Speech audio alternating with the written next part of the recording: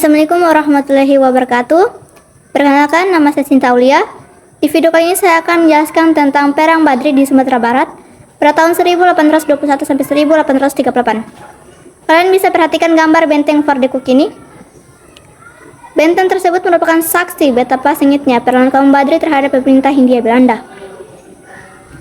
Di Minangkabau, Sumatera Barat, merupakan salah satu pusat gerakan kebangkitan Islam di Indonesia. Gerakan pemberian ajaran Islam dibawa oleh para haji yang pulang dari Mekah. Tokohnya adalah Haji Miskin, Haji Sunanik, dan Haji Piabang. Kelompok pemberian Islam di Sumatera Barat ini disebut sebagai kaum Badri.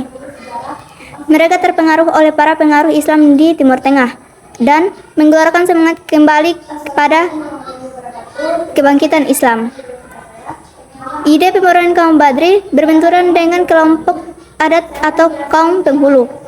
Belanda memanfaatkan percakapan tersebut dengan mendukung kaum adat yang posisinya sudah terjepit. Melawan kaum Badri dengan sasaran utama Belanda meletus pada tahun 1821.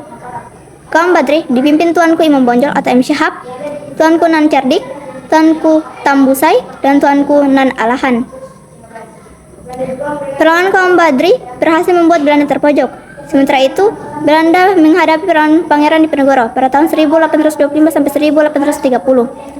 Belanda sadar apabila pertempuran dilanjutkan, Belanda akan kalah. Belanda pun mengajak kaum Badri berdamai, yang diwujudkan di Bonjol tanggal 15 November 1825. Selanjutnya, Belanda berkonsentrasi ke Perang Diponegoro.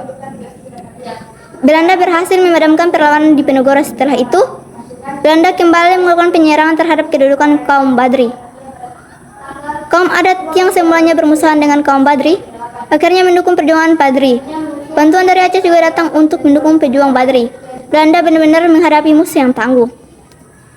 Belanda menerapkan sistem pertahanan benteng Stelsel, benteng Fort de Cook di Bukit Tinggi, dan benteng Fort van de Kapellen merupakan dua benteng pertahanan.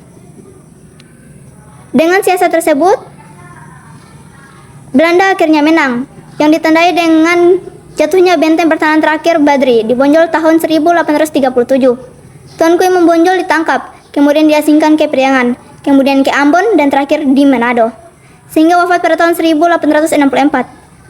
Berakhirnya Perang Badri membuat kekuasaan Belanda di Minangkabau semakin besar.